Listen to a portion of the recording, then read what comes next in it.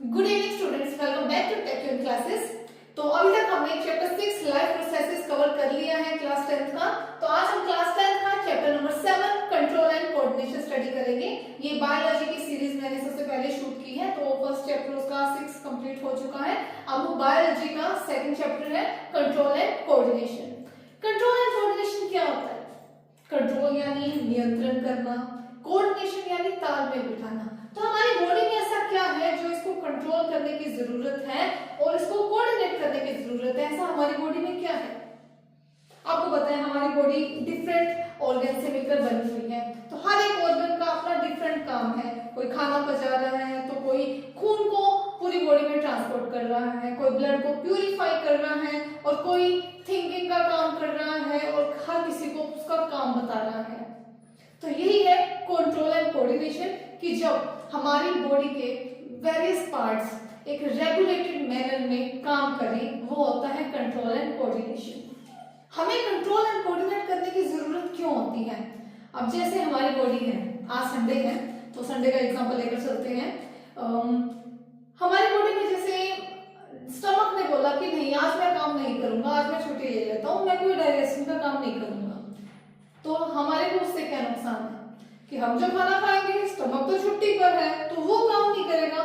हर एक ऑर्गन का अपना एक स्पेशल फंक्शन है, जैसा कि मैंने अभी बताया, हर एक ऑर्गन अपना स्पेशल काम करता है। अगर एक भी ऑर्गन छुट्टी पे चला जाएगा तो दूसरा वहां पे अल्टरनेटिव कोई नहीं है जो उसकी जगह लेकर उसकी जगह काम करेगा, तो हमारा डाइजेशन तो रह जाएगा।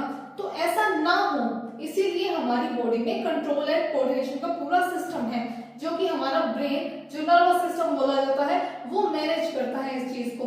वरना तो ऐसे कुछ भी हो जाएगा। कुछ एक्शंस ऐसे होते हैं हमारी बॉडी में जो हम कंट्रोल कर सकते हैं, जैसे कि उठना, बैठना, ये हाथ मेरी मर्जी से हिल रहा है, जो कुछ कर रही हूँ मैं अपनी मर्जी से कर रही हूँ, अपनी मर्जी से बोल रही हूँ। पर कुछ एक्शंस हमारी बॉडी की ऐसे हैं जो हम कंट्रोल नहीं कर सकते, वरना तो सुसाइड तो करना बहुत इजी हो जाता। अब जैसे अब मान लो किसी को सुसाइड करने का मन है, और सांस बंद कर दिया, रेस्पिरेशन सिस्टम को बोल दिया, ऑफ कर दिया उसका बटन, एंड टडा, डेथ। और हार्ट का अगर उसको करना है, हार्ट बंद कर दिया, स्विच लगाया है, हार्ट बंद कर दिया, हार्ट ने बीट करना बंद कर दिया, तो भी डेथ हो सकती है। तो कुछ फंक्शंस ऐसे हैं बॉडी के जो हमारे कंट्रोल में नहीं है। All living organism respond and react to changes in the environment. जितने भी ऑर्गेनिजम्स हैं, चाहे वो प्लांट्स हैं या फिर एनिमल्स हैं, ऑर्गेनिजम्स यानी कि जो भी लिविंग बीइंग्स हैं, वो रिएक्ट करते हैं और रिस्पोंड करते हैं जितने भी एनवायरनमेंट में चेंजेस होते हैं। The changes in the environment to which the organism respond and react is called stimuli. Stimuli बोला जाता है जितने भी चेंजेस होते हैं एनवायरनमेंट में, और ऑर्गेनिज्म उसके लिए रिस्पोंड करता है, उसके ऊपर अपनी प्रतिक्रिया देता है, उस पर रिएक्ट करता है, उसको स्टिमुली कहा जाता है। जैसे कि टच, जैसे अब मान लो ये कोई गर्म चीज है, तो मैंने इसको टच किया, अब अगर हॉट है तो मैं उसी टाइम रिस्पॉन्ड करूंगी ना, हाथ हटा लिया जाएगा उससे, तो वो हो गया रिस्पॉन्ड एंड रिएक्ट करना, कि एकदम से रिएक्ट किया, ये चीज गर्म है और मैंने उससे हाथ हटा लिया। हीट, कोल्ड, स्मेल, इन सभी से हमारी बॉडी रिस्पॉन्ड करती है और रिएक्ट करती है। अगर अच्छी स्मेल आ रही है तो हम कहते हैं नाइस फ्रेग्रेंस, बट अगर कोई स्मेल अच्छी नहीं लग रही है तो हम लाइक नो याक। तो both plants and animals respond in stimuli। दोनों प्लांट्स और एनिमल्स इस स्टिमुली को रिस्पॉन्ड करते हैं। जैसे इसमें एक एग्जांपल हम लाइट भी लिख सकते हैं। जो हमारे प्लांट्स होते हैं वो जैसे लाइट की तरफ रिस्पॉन्ड करते हैं। जो भी प्लांट्स हैं हमेशा सनलाइट की तरफ ग्रो करता है, आपने देखा होगा। कोई प्लांट ऐसा नहीं है कि जो नीचे की तरफ ग्रो करे, प्लांट्स हमेशा सनलाइट की डायरेक्शन में ग्रो करते हैं, तो यानी कि वो लाइट को रिस्पॉन्ड कर रहे हैं। Control and coordination in animals. तो सबसे पहले जो कंट्रोल और कोऑर्डिनेशन एनिमल्स में है हम वो स्टडी करेंगे।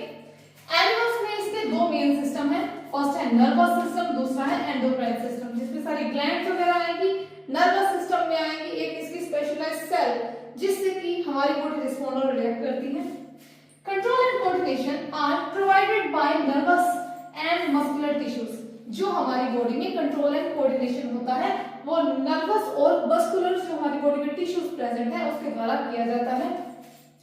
जो नर्वस टिश्यू है वो एक organised network of nerve cells या फिर जिसको न्यूरॉन्स कहा जाता है उससे बने होते हैं, which is specialised for conducting information. जो कि उनकी स्पेशलिटी क्या है, वो इंफॉर्मेशन को कंडक्ट करते हैं वाया किसके through, electrical impulses from one part two another. Neuron का एक स्पेशल टॉपिक है, इसका अभी हम डायग्राम भी स्टडी करेंगे और किस तरीके से इलेक्ट्रिकल इंपल्स के थ्रू हमारी बॉडी में जो मैसेज है वो एक स्थान से दूसरी जगह ट्रांसफर किया जाता है। तो अब हम स्टडी करेंगे न्यूरॉन का स्ट्रक्चर। तो ये न्यूरॉन का डायग्राम है जिसमें कि ये जो रूट्स के जैसे, रूट हेयर के जैसे लगे हुए इनको डेंड्राइट्स कहा जाता है। ये सेल बॉडी के कॉर्नर्स में प्रेजेंट है, इसके अंदर एक न्यूक्लियस प्रेजेंट है, फिर एक्सॉन है, फिर लास्ट में नर्व एंडिंग इसमें प्रेजेंट है। ये है हमारा न्यूरॉन का डायग्राम। फर्दर हम इसके पार्ट्स की स्टडी करेंगे कि इसके पार्ट्स का क्या फंक्शन है, इनके डेफिनेशन हम स्टडी करेंगे। न्यूरॉन क्या है? Neuron structural and functional unit है नर्वस सिस्टम का। कल हमने किडनी स्टडी किया था जिसमें जो उसकी जो मेन सेल थी वो था नेफ्रॉन। उसकी डेफिनेशन क्या थी? Nephron is the structural and functional unit of kidney. तो वैसे भी जैसे कि हर एक बॉडी पार्ट है उसकी अपनी अपनी सेल्स होती है, अपने अपने मतलब अर्थ में छोड़ रखे होते हैं उन्होंने कि इसका फंक्शन हमने करना है। तो वैसे ही जो नर्वस सिस्टम है उसकी जो मेन सेल है वो है न्यूरॉन, जो कि इसकी स्ट्रक्चरल एंड फंक्शनल यूनिट है। फंक्शन क्या है न्यूरॉन का? न्यूरॉन कैसे काम करता है? जो इंफॉर्मेशन है एक्वायर की जाती है रिसेप्टर से। अभी हमने इससे पहले टॉपिक स्टडी किया था रिसेप्टर। हमारी बॉडी में 5 रिसेप्टर्स प्रेजेंट है, ear, eye, nose, tongue and skin. ये सभी एनवायरनमेंट से, जो उसके आसपास का एनवायरनमेंट है हमारे, वहां से इंफॉर्मेशन लेते हैं और इन न्यूरॉन्स को देते हैं। तो जो इंफॉर्मेशन है वो एक्वायर की जाती है, ली जाती है कहां से? रिसेप्टर से, एट द डेंड्राइटिक टिप। इस डेंड्राइटिक टिप तक ये जो इंफॉर्मेशन है जो कि रिसेप्टर्स कलेक्ट करते हैं वो यहां तक पहुंचती है। Dendrites tip of nerve cells as chemical reaction, एक केमिकल रिएक्शन की फॉर्म में जो क्रिएट करते हैं एक इलेक्ट्रिकल इंपल्स। एक इलेक्ट्रिकल इंपल्स का जनरेशन होता है और ये जो इलेक्ट्रिकल इंपल्स है वो ट्रेवल करती है डेंड्राइट टू सेल बॉडी।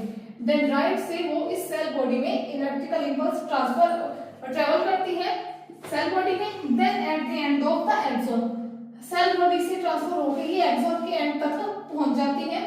अब जो केमिकल्स हैं रिलीज होते हैं at the end of axon by the effect of electrical impulse. जब ये इलेक्ट्रिकल इंपल्स एक्सॉन में पहुंचते हैं तो इसकी टिप पर कुछ केमिकल्स रिलीज होते हैं। ये केमिकल क्रॉस करते हैं साइनेप्स। साइनेप्स होता है यानी कि जैसे कि एक न्यूरॉन मैंने इसका डायग्राम बनाया है, वैसे नर्वस सिस्टम में हमारी पूरी बॉडी में ऐसे बहुत सारी सेल्स फैल रखी है। जैसे यहाँ से ये डेंड्राइट खत्म हुआ, वहां से सेम इस तरीके का एक और हमारा जो नर्व सेल है वो स्टार्ट हो गया, यानी कि ये कनेक्टेड है। और जो इसके बीच का ये माइनर सा गैप होता है इसको साइनेप्स बोला जाते हैं। तो ये जो केमिकल्स हैं इस गैप को पार करते हैं, इस साइनेप्स को पार करते हैं and start a similar electrical impulse in a dendrite of next axon. फिर सेम वैसे ही केमिकल इंपल्स जनरेट करते हैं अगले एक्सॉन में, नेक्स्ट सेल के एक्सॉन में। फाइनली जो सिनेप्स है वो अलाउ करता है delivery of impulse from neuron to other cells. फिर जब न्यूरॉन्स का काम हो जाता है, न्यूरॉन्स ने अपने रिसेप्टर्स से इंफॉर्मेशन ली, इंफॉर्मेशन उनके डेंड्राइट स्ट्रिप्स तक आई, उसने पूरी अपनी बॉडी में उसको ट्रेवल किया, केमिकल्स रिलीज हुए, उसमें केमिकल्स मिक्स हुए, फिर ये साइनेप्स को पार करके एक न्यूरॉन से दूसरे न्यूरॉन से तीसरे, ऐसे करके पूरे न्यूरॉन्स की जो चेन थी उसमें ये चले गए इंपल्सेस। फिर जो फाइनली जो लास्ट साइनेप्स होगा, लास्ट गैप होगा, वो न्यूरॉन को एक दूसरी सेल से जोड़ता है। तो ये सारी इंफॉर्मेशन वहां पास हो गई। जैसे कि एग्जांपल के तौर पर कोई भी हॉट ऑब्जेक्ट है, हम जब उसको टच करते हैं हम एक झटके में अपना हाथ हटा लेते हैं विद इन फ्यू सेकंड्स में, क्या मिली सेकंड्स में। तो वो सब इतनी जल्दी हो जाता है। हमारा जो रिसेप्टर था, हमारा स्किन, इसने एक हॉट ऑब्जेक्ट को टच किया, वो जो मैसेज था वो गया न्यूरॉन के अंदर, वो न्यूरॉन से एक न्यूरॉन से दूसरे न्यूरॉन ऐसे करके पूरी चेन से गया नर्वस सिस्टम में अदर सेल्स तक, और वहां से हमें मैसेज मिला, वहां से मैसेज लेके आया कि नहीं हमने गर्म चीज को टच किया है, इससे हमारी बॉडी को नुकसान हो सकता है, तब हम अपना हाथ हटा लेते हैं। हमें पता भी नहीं चलता कि हमारी बॉडी में इतना फास्ट मैसेंजर्स प्रेजेंट है जो कि इतनी फास्ट काम करते हैं कि हमें खुद को नहीं पता चलता, इतना फास्ट कोई भी काम नहीं कर सकता। हमने हॉट ऑब्जेक्ट को टच किया, उसी टाइम हटा लिया, इतनी देर में ये सारी इंफॉर्मेशन जो रिसेप्टर्स ने न्यूरॉन्स को दी, न्यूरॉन्स ने दूसरी सेल से ली, इंफॉर्मेशन लेके किया कि नहीं हाथ हटाना है, वो लेकर वापस आए, फिर हमारे रिसेप्टर ने वहां से हाथ हटाया। तो आप सोचिए ये काम कितना ज्यादा फास्ट होगा।